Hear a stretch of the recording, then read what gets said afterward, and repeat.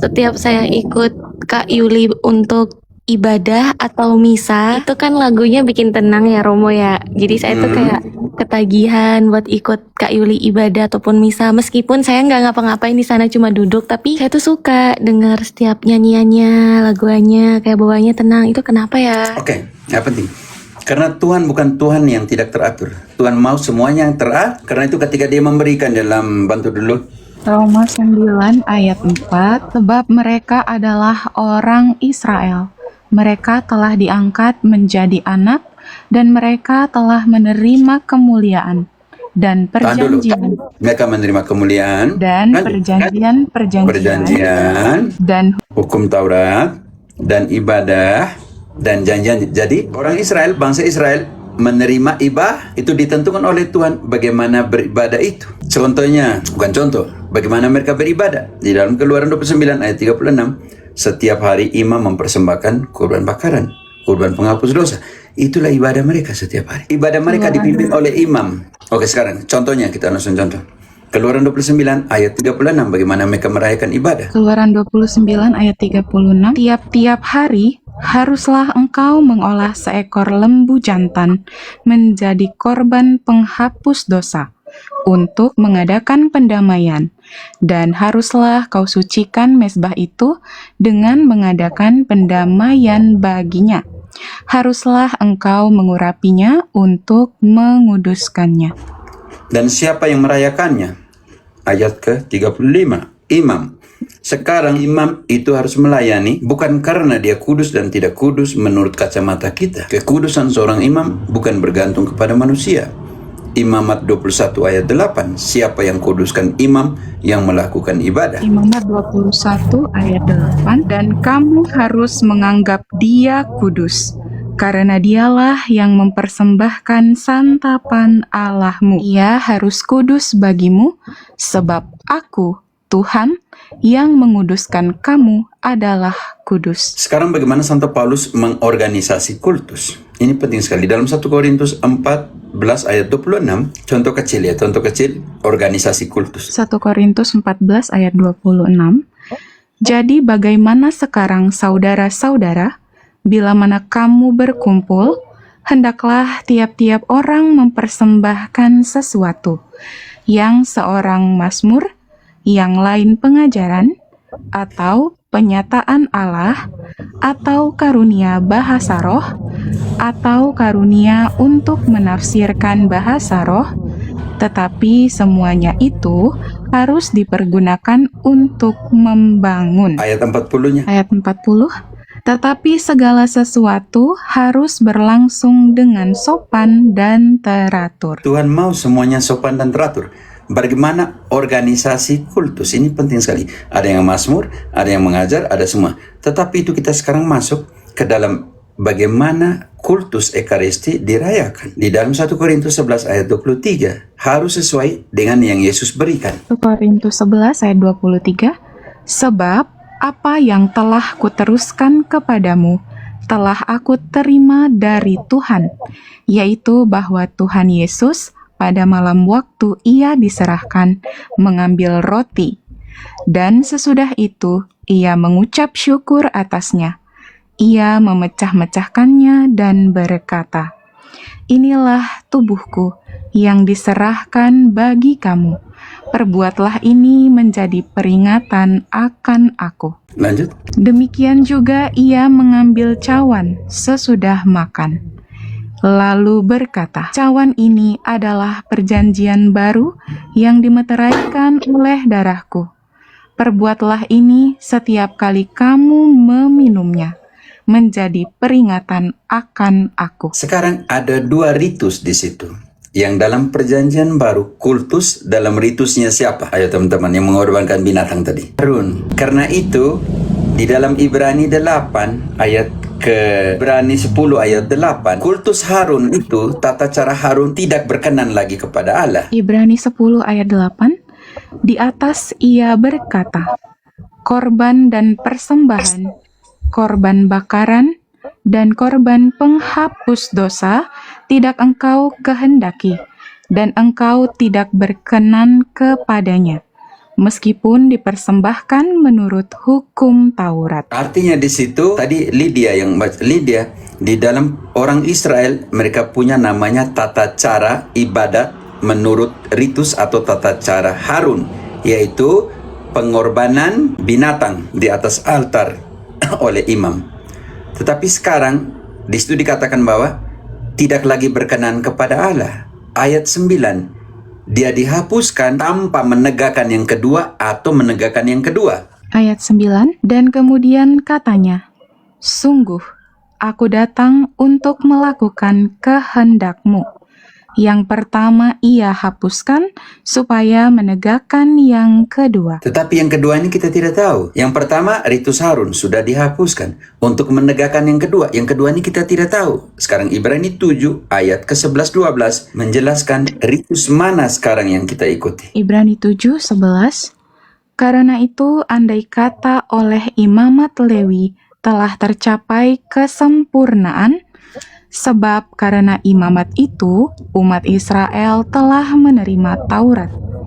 Apakah sebabnya masih perlu seorang lain ditetapkan menjadi imam besar menurut peraturan Melkisedek, dan yang tentang dia tidak dikatakan menurut peraturan Harun? Sebab jikalau imamat berubah, dengan sendirinya akan berubah pula hukum Taurat itu.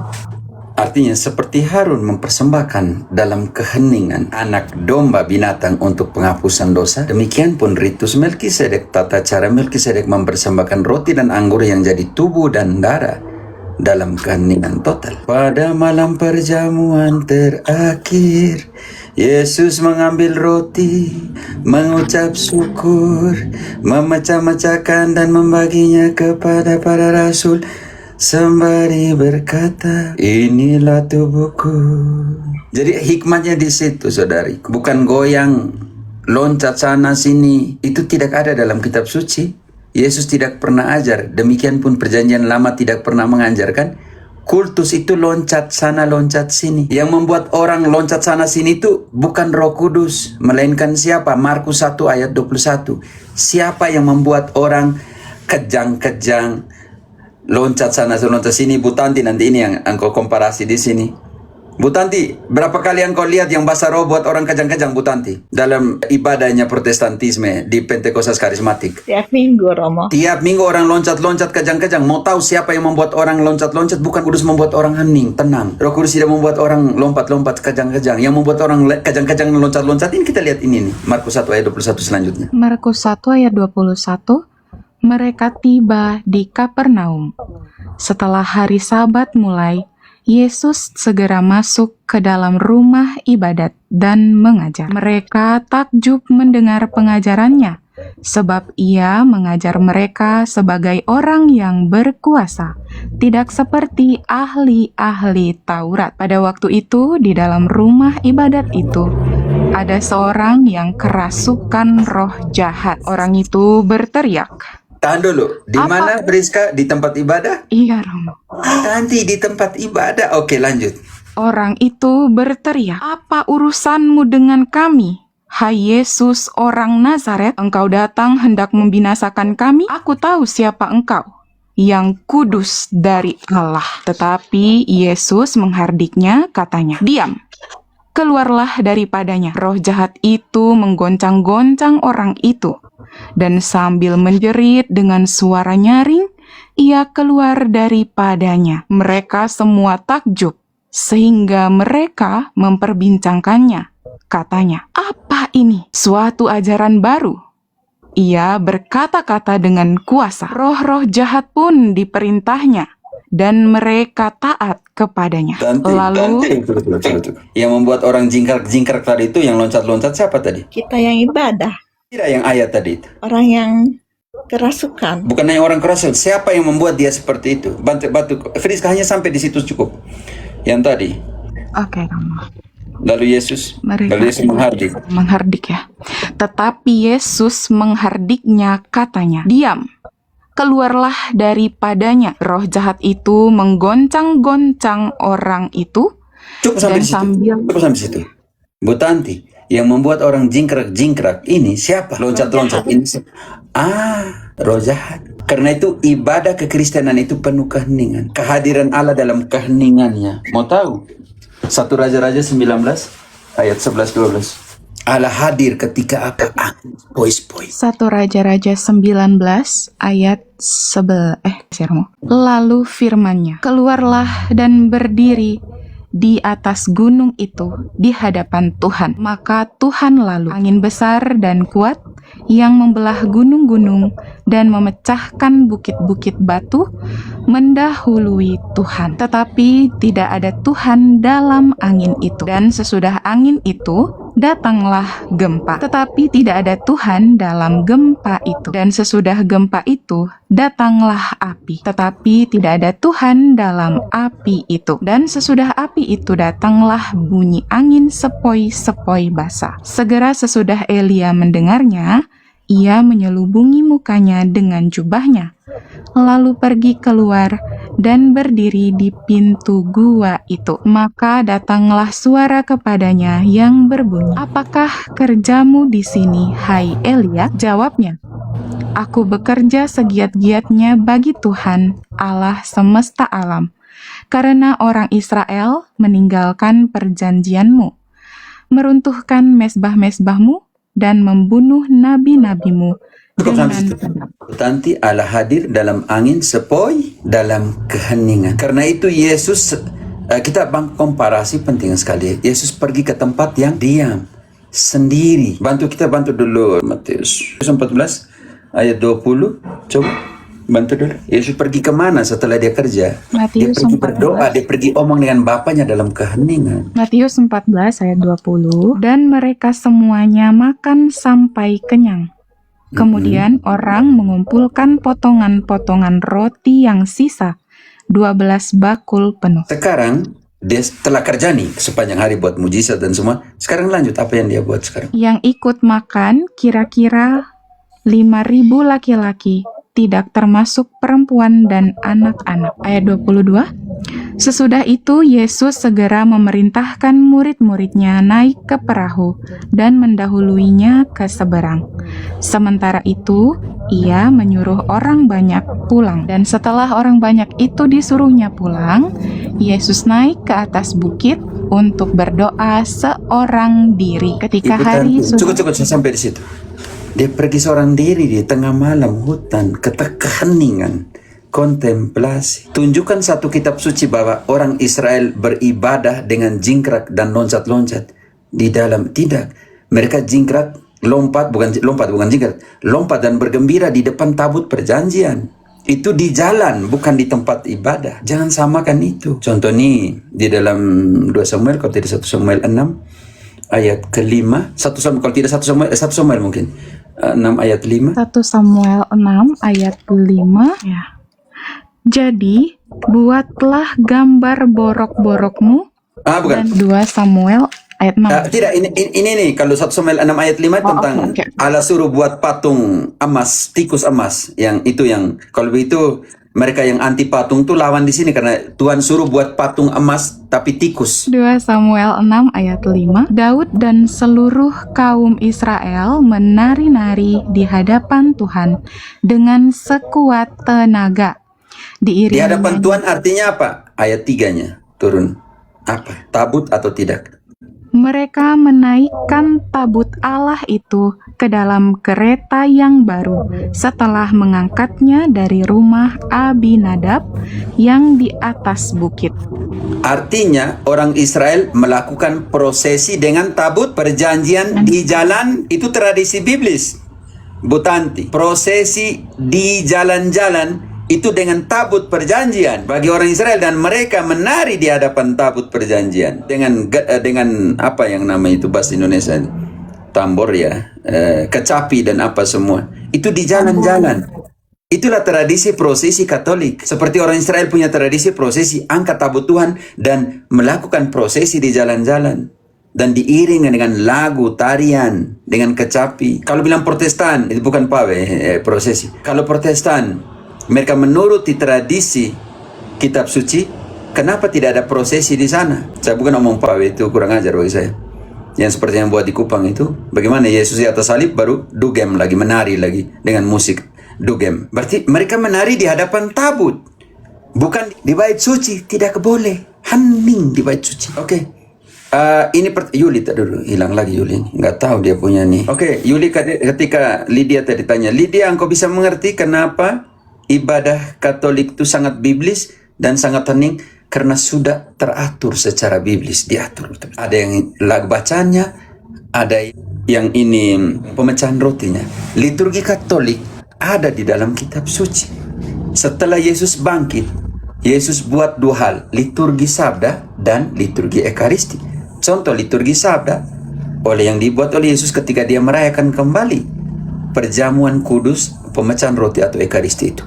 Di dalam Lukas 24 ayat 1 kita mau tahu bahwa itu hari Minggu. Lukas 24 ayat 1. Tetapi pagi-pagi benar pada hari pertama minggu itu, mereka pergi ke kubur membawa rempah-rempah yang telah disediakan mereka. Ayat 13 cukup. Hanya cukup tahu bahwa itu hari Minggu. Oke, ayat 13. Pada hari itu juga, 2 orang dari murid-murid Yesus pergi ke sebuah kampung bernama Emmaus yang terletak kira-kira 7 mil jauhnya dari Yerusalem. Hari yang sama artinya hari pertama dalam minggu, hari Minggu. Bertemu dengan Yesus dalam perjalanan dan Yesus menjelaskan apa kepada mereka ayat 27. Lalu ia menjelaskan kepada mereka apa yang tertulis tentang dia dalam seluruh kitab suci, mulai dari kitab-kitab Musa dan segala kitab nabi-nabi. Oke, menjelaskan kitab suci yang dalam Katolik liturginya yang dinamakan liturgi sah. Bagian pertama omong tentang sabda Tuhan, kitab suci. Sekarang bagian kedua ayat 28. Mereka mendekati kampung yang mereka tuju. Lalu ia berbuat seolah-olah hendak meneruskan perjalanannya. Tetapi mereka sangat mendesaknya, katanya, "Tinggallah bersama-sama dengan kami, sebab hari telah menjelang malam dan matahari hampir terbenam." Lalu masuklah ia untuk tinggal bersama-sama dengan mereka. Waktu ia duduk makan dengan mereka, ia mengambil roti, mengucap berkat, lalu memecah-mecahkannya dan memberikannya kepada mereka. Ketika itu terbukalah mata mereka, dan mereka pun mengenal dia. Tetapi ia lenyap dari tengah-tengah mereka. Karena itu kultus yang sejati yang dihidupi oleh Yesus, yang pertama penjelasan sabda Tuhan, yang kedua ekaristi, meja ekaristi. Karena itu mimbar sabda dan altar ekaristi. Yesus telah melakukannya itu. Karena itu kenapa kita tidak buat?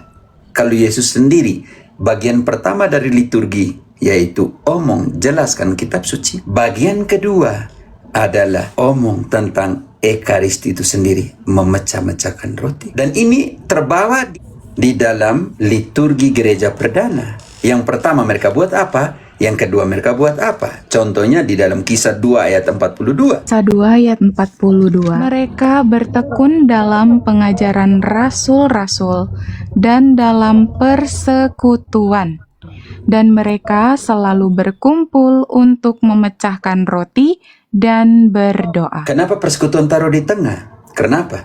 Karena di dalam persekutuan itu mereka bertekun dalam pengajaran para rasul. Kenapa? Segala perintah Yesus punya diberikan melalui para rasul dalam Kisah 1 ayat 2. Dan Yesuslah yang menyuruh, memerintah, mandat kepada para rasul untuk mewartakan sabda. Maka yang kita namakan liturgi sabda, bertekun di dalam pengajaran apostolik.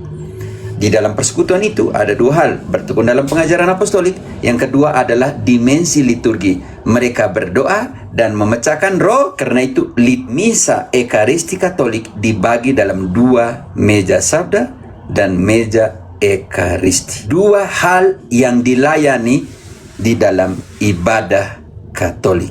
Sangat jelas kita lihat di sini 1 Korintus 19 ayat 14. Wartakan sabda, melayani sabda. Yang kedua, melayani mazbah. 1 Korintus berapa, Romo? 19?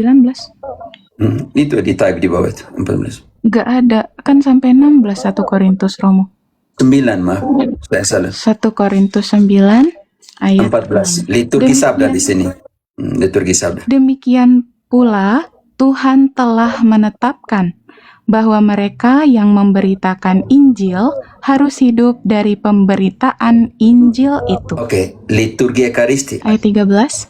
Tidak tahukah kamu bahwa mereka yang melayani dalam tempat kudus mendapat penghidupannya dari tempat kudus itu, dan bahwa mereka yang melayani mezbah mendapat bahagian mereka dari mezbah itu? Artinya di situ ada mimbar sabda dan mezbah Ekaristi dalam sebuah kultus yang sesungguhnya secara biblis. Yesus buat itu, omong tentang sabda, setelah itu memecahkan roti. Protestan punya hanya pecahnya omong tentang sabda. Jadi mereka belum mengenal Yesus. Mereka mengenal Yesus itu apa? Bantu dulu Friska. Ketika Yesus buat apa? Kembali ke Lukas 24 ayat ke 31. 30 coba. Lukas 24 ayat 30. Waktu ia duduk makan dengan mereka, ia mengambil roti, mengucap berkat, lalu memecah-mecahkannya dan memberikannya kepada mereka. Yang butuh nih. Butuh. Mereka mengenal dia. 31. Ketika itu terbukalah mata mereka, dan mereka pun mengenal dia. Tetapi ia lenyap dari tengah-tengah mereka. Liturgi Ekaristi terbagi dalam liturgi Ekaristi, kultus sesungguhnya terbagi atas dua, mimbar sabda dan mimbar dan altar Ekaristi. Ayat 35 di situ dijelaskan kembali. Lalu kedua orang itu pun menceritakan apa yang terjadi di tengah jalan. Tahan dulu, apa yang terjadi di tengah jalan? Engkau lari ke ayat 27. Apa yang terjadi di tengah jalan? Lalu ia menjelaskan kepada mereka apa yang tertulis tentang dia dalam seluruh kitab suci, mulai dari kitab-kitab Musa dan segala kitab nabi-nabi. Bagian pertama adalah tentang liturgi sah. Kembali ke ayat 35 bagian kedua. Apa yang terjadi di tengah jalan? Dan bagaimana mereka mengenal dia pada waktu ia memecah-mecahkan roti. Ayat 30, Yesus pecahkan roti dan mereka mengenal dia.